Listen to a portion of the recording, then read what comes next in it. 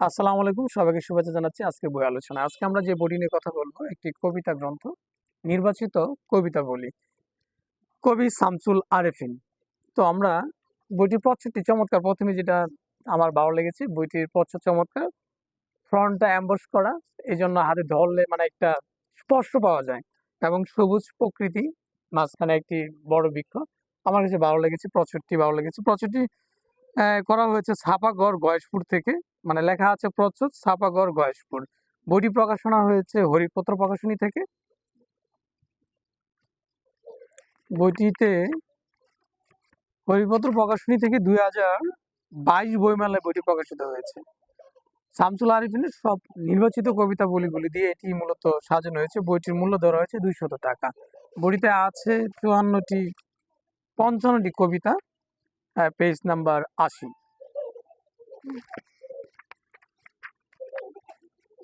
বইটি উৎসর্গ করা হয়েছে প্রয়াত আলহাজ মোহাম্মদ আরিফুজ্জামান আমার শ্রদ্ধেয় খালুজান, মানে কবির খালুজান প্রয়াত আলহাজ মোহাম্মদ আরিফুজ্জামানকে তিনি বইটি উৎসর্গ করেছেন। তো আমরা বুঝতেই পারছি বইটিতে সবগুলো মানে নির্বাচিত কবিতা বলি, বিশেষ বিশেষ কবিতাগুলোকে এখানে স্থান দেওয়া আছে, সব ভালো লাগার কবিতাগুলো আছে। আমরা কয়েকটি কবিতা পড়ে শোনাবো। তার আগে আমরা একটু কবি পরিচিতিটা জেনে নেই। কবি শামসুল আরেফিন 15 জানুয়ারি 1986 সালে ময়মনসিংহ জেলার গফরগাঁও উপজেলার খিলপাড়া গ্রামে তার নানার বাড়িতে জন্মগ্রহণ করেন। নানার শহীদ মুক্তিযোদ্ধা হেলাল উদ্দিন, যিনি সেনা আর্টিলারিতে ছিলেন।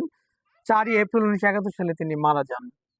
আদর্শ ও অনুপ্রেরণা নানার ছোট ভাই গীতিকার আব্দুল হাই আল হাদি, গফরগাঁওয়ের একজন বিখ্যাত গীতিকার যিনি আব্দুল হাই আল হাদি। বাংলাদেশ বেতার ও টেলিভিশনে তিনি কাজ করেছেন। বাবা মোহাম্মদ হাফিজ উদ্দিন, অবসরপ্রাপ্ত সেনা ও গোয়েন্দাতে তিনি ছিলেন অবসরপ্রাপ্ত সেনা কর্মকর্তা। মা হচ্ছে ফরিদা ইয়াসমিন। কলকাতায় অনুষ্ঠিত আন্তর্জাতিক বইমেলা 2018 সালে শামসুল আরেফিনের প্রথম কাব্যগ্রন্থ প্রকাশিত হয়। এছাড়া আরো কয়েকটি বই তার প্রকাশিত হয়েছে। এই বইটি হচ্ছে তার নির্বাচিত কবিতাবলী, যা 2022 গ্রন্থমেলায় হরিতপত্র প্রকাশনী থেকে প্রকাশিত হয়। আমরা যদি বইটির সূচিপত্রগুলো একটু পড়ি, তাহলে কি কি ধরনের কবিতা আছে আমরা টাইটেল থেকে কিন্তু অনেকটা অনুমান করতে পারবো। যেমন প্রথম কবিতাটির নাম মা, বুঝতেই পারছি মাকে নিয়ে, তাহলে এটি একটি কবিতা হবে। দ্বিতীয় কবিতাটি হচ্ছে সবুজ গায়, একলা হেঁটে চলা প্রবাল দ্বীপে, পুরনো বাড়ি, গ্রীষ্মের একদিন, শরতের একদিন, হেমন্তের প্রকৃতি, শীতের একদিন। একদিন দিয়ে তিনটা আছে, শীতের একদিন, শরতের একদিন এবং গ্রীষ্মের একদিন। আছে বসন্ত বরণ, বিন্দু, সিদ্ধ পুরুষ, মানবপ্রেম ও বিশ্ব প্রীতি, প্রাণ ও প্রকৃতি, এসে সুন্দর পৃথিবী গড়ি, অচেনা বন, প্রকৃতি রূপ, মনের অসুখ বোধ, স্বপ্ন ছুব, 21-এর কথা, দেশপ্রেম, জন্মভূমি, ডিসেম্বর 71, বাংলাদেশ, স্বাধীনতা তুমি, হিমালয়, প্রিয় শহর। আমি এক এক পাশে সূচিপত্রগুলো পড়লাম 9 থেকে 41।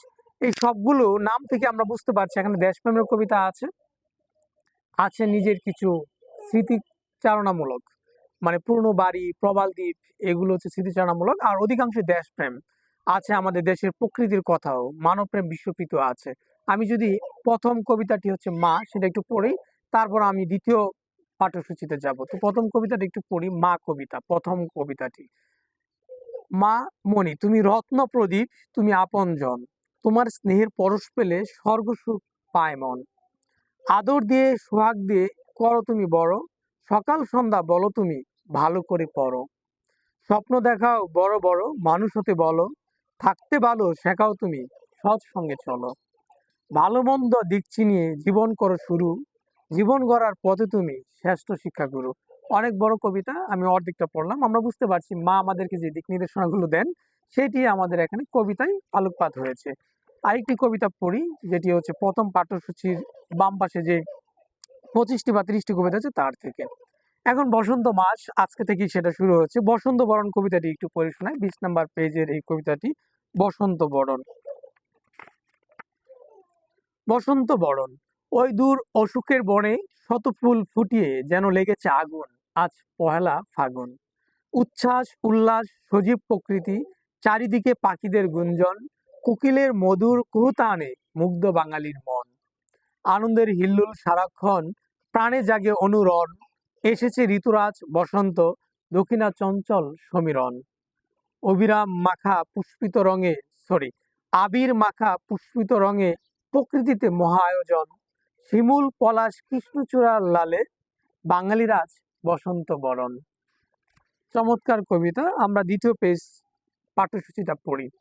কল্প মানবী, অচেনা মানব, মহাশূন্যে অভিযান, মঙ্গলে পারি, বিন গ্রহী, তথ্য ও যোগাযোগ প্রযুক্তি, প্রক্সিমা সেন্টারিকা, ব্রহ্মপুত্র নদ আমাদের ময়মনসিংহের একটি স্মৃতি বিজড়িত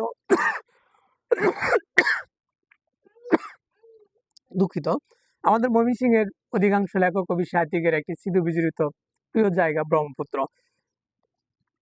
কবি শামসুল আরিফিনের নির্বাচিত কবিতাবলী থেকেও ব্রহ্মপুত্র নদ বাদ যায়নি, আছে ব্রহ্মপুত্র নদ। তারপর আছে ভূতের সাথে একদিন, এক ধূমপায়ী, অপসংস্কৃতি, আনন্দক্ষণ, অন্তদহন, নির্ভীক নাবিক, বাড়ি ফেরার পথে, সাগর দেখার পথে, ফুলপুরি, সামুদ্রিক পাথরের আত্মকথা, সন্ধ্যা লগন, ব্যক্তিত্বহীন, বনে যাব, নিশাবসান ও প্রত্যুষ, সমুদ্রের নিচে অভিযান, এক প্রতীকের আহ্বান, বাংলা রূপ, নিশির শেষ প্রহর এবং সর্বশেষ কবিতাটির নাম কারণ।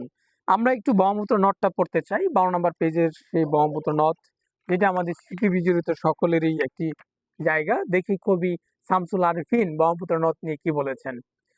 আমি ব্রহ্মপুত্র নদ, আমি ধীরে একা বয়ে চলি, আমি খরস্রোতা নই, আমি শান্ত মেজাজি, আমি ছল ছল জল হয়ে গীতালি, আমি আকাশের বুকে থেকে রং এনে প্রকৃতির সাথে সাথে করি মিতালি। আমি ভারতের হিমালয় থেকে নামি, আমি ধীরে বয়ে দুই বাংলা হয়ে বঙ্গোপসাগরে গিয়ে থামি। পাহাড়ের অশ্রু থেকে কান্না হয়ে আমার জন্ম, পৃথিবীর বুকে সুখ এনে তাই আমি নিজের দুঃখ গুছাতে যাই। পাহাড়ের অশ্রু থেকে কান্না হয়ে আমার জন্ম, পৃথিবীর বুকে সুখ এনে তাই আমি নিজের দুঃখ গোছাতে চাই। ব্রহ্মপুত্র নদ মানে পার্সনিফিকেশন, কোনো সত্তাকে, কোনো প্রকৃতিকে বা যার জীবন নেই তাকে যখন আমরা জীবন্ত করে তাকে যখন ব্যক্তি সত্তা হিসেবে কোনো চিন্তা করি, সেটাকে পার্সনিফিকেশন বলে, একটি ধারা, সাহিত্যের একটি ধারা। এখানে ব্রহ্মপুত্র নদ স্বগতোক্তির মাধ্যমে সে বলছে তার উৎপত্তি। এটি ব্রহ্মপুত্র নদকে ভালোবেসেই লেখা আসলে। তবে এখানে আমি যেটা চিন্তা করেছিলাম, প্রথমে যেটা বলেছিলাম সকলের স্মৃতিচারণ মনে একটি জায়গা, সেখানে স্মৃতিচারণ হয়নি, হয়েছে মূলত ব্রহ্মপুত্রের কিছু কথা। যাই হোক, সর্বশেষ যে কবিতাটি কারণ, আমি প্রথম কবিতা পড়লাম, মাঝখান থেকে ব্রহ্মপুত্র নদ পড়লাম এবং সর্বশেষ কবিতাটি আছে কারণ। তার আগের কবিতাটি একটু পড়ে নেই। নিশির শেষ প্রহর, বাতাস স্নিগ্ধ নির্মল, ঝিঝি ঝিঝি অনর্গল, সব সব নিস্তব্ধ নিথর, নিশির শেষ প্রহর, আধারে ডেকে পৃথিবী বিশুদ্ধনে লিপ্ত করে নির্মল দীপ্ত, কলুষিত দূষিত বিষিত মনের যত আছে কদার্য করে নির্মল পবিত্র, অমানিসা শেষ, আলুর রেশ ফেস, সবুজের বুকে উড়িয়ে কেতন, সতেজ চনমনে এক অদ্ভুত শিহরণ। তারপর সর্বশেষ কবিতাটি আছে কারণ। অনেক আগে কারণ নামে এক ব্যক্তি ছিল, আল্লাহ তাকে দয়া করে প্রচুর সম্পদ দিল, তাতেও ছিল না সে তৃপ্ত, তার আরো চাই, আল্লাহর দেয়া ধন থেকে সে নিজে শুধু খায়। গরিবকে সে দিত না কিছু, দিত না কোনো জাকাত, আরো সম্পদের জন্য ছিল অস্থির দিন রাত। আস্তে আস্তে সকল সম্পদ যত ছিল তার ধ্বংস হতে শুরু হলো, হলো চুরমার। আল্লাহ দিলে বান্দায় পায়, বান্দার কিছু নাই, সবকিছুই আল্লাহর হাতে, বুঝো না তুমি ভাই। তাই আল্লাহর দিলে শুকর করবে, গরিবকে কিছু দিবে, আল্লাহ রেগে গেলে তোমার সবই নিয়ে নিবে। এটি একটি আধ্যাত্মিক বা ইসলামিক কবিতা ছিল কারণ। তো এই বইটিতে আসলে যেহেতু নির্বাচিত কবিতা বলি, তবে কবি ছন্দময় এবং ছড়া ছন্দে তিনি বেশি কবিতা লিখেন। আমি যেইটুকু পড়েছি, এই বইটি পুরোটা আমি প্রথমে পড়েছি, এখন রিভিউ করতে গিয়ে আপনার সাথে আলোচনা করতে গিয়ে আপনাদের সাথে যেগুলো পড়লাম সে থেকে আমরা বুঝতেই পারছি যে ছন্দময়তায় তিনি লেখেন, ছড়ার মতো করে কবিতা লিখেন, ছড়াময় কবিতা এবং ছন্দময় অক্ষরবৃত্তে অধিকাংশ কবিতা লিখেছেন, স্বরবৃত্তে আছে। তো চমৎকার কবিতাগুলো আসলে আমাদের জীবন বোধের কবিতা। এখানে যেহেতু নির্বাচিত কবিতা সবগুলোই ভালো লাগার কবিতা ছিল। আমাদের ময়মনসিংহের গফরগাঁওয়ের কবি শামসুল আরিফিন। তো চমৎকার এই বইটির জন্য, কবির জন্য অনেক অনেক শুভকামনা থাকলো। অদূর ভবিষ্যতে আরো সুন্দর সুন্দর বই তিনি আমাদেরকে উপহার দিবেন সে প্রত্যাশা রেখে কবির সর্বময় জীবন, মঙ্গলময় জীবন কামনা করে এখানেই শেষ করছি। আল্লাহ।